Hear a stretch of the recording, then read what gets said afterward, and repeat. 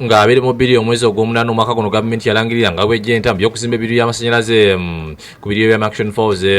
That the proposed project of 360 megawatts hydropower project on Uhuru Falls would not proceed. Minisitiri w'ebyobulamuzi Professor Ephraim Kamuntu yategeeza nti ebyobulamuzi naddala Action Falls bivaamu ssente empitirivu.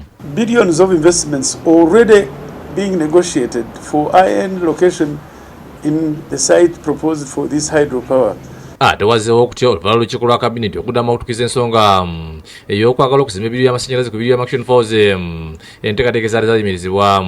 Minisita omubezi w'ebyobulamuzi Godfrey Kiwanda Ssoobi akasiza ebigambo byo n'ategeeza nga basize okuddamu okukola okunoonyereza okw'ekikugu ku biryo bino oba obutonde buyinza okusibwa okuzimbiddwa ku biryo by'amasannyalaze.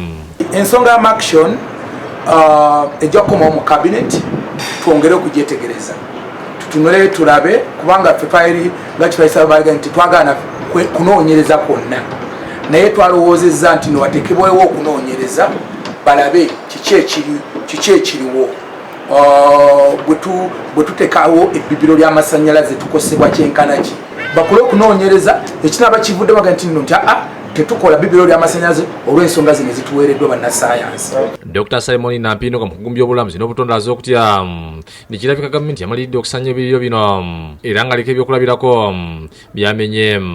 Ripon Falls ejjinja ekifo ekyo emyaka 5 emabega awo kyali ekifo ekirungi ennyo nga falls ezo tetulina basizimbako ddala nalubaali eyo nayo kifo tukirabye nti falls ezo bwe twazimba daamu empya ebidagaali ezo falls tezikyaliwo era ekyo kikoseza ne bizinesi. Ono yennyamidde olwa gavumenti okwekweka mu kwongera ku mugi w'amasannyalaze mu bannansi yokka nga n'ebitundu by'eggwanga ebisinga nga kyali ga buseere. Kubanga already tulina rural electrification programs naye bw'obuuza nti economies ki oba enyingiza yeyongedde kyenkana wakuba tuconnectinga abantu ku masannyalaze togiraba bulungi.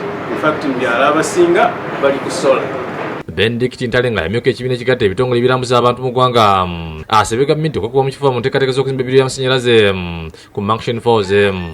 Batunuulire amakubo amalala oba n'engeri endala y'okukolamu amasannyalaze nga sola nga biofuels endala ekifo ky'okugenda mu maaso n'okutta obulungi obwo buli ku mugga. Ategeeza ng'eggwanga biryolekedde akatyabo gasinga enteekateeka eno etuukirizibwa. Ensi egenda ekyuka, ensi egenda ebuguma, ebintu bigenda bikyuka era tutya nga tukakasa nti ebintu bigenda bwe biti amazzi gajja kendeera tujja kufuna akatyabaga. Babituuse ku lukungaana olw'okubaganya ebirowoozo olwateekeddwa ekitongole ekivunaanyizibwa ku misoolo by'omunsiko ekya Uganda Revenue Authority nga Samuel Ndakuli ekitongole kino bwannyonnyola. What we are doing starting this year is to arrange one meeting every year to provide information to our stakeholders. Ndamatadeewo yakusakidde guli eno ku Abukede TV.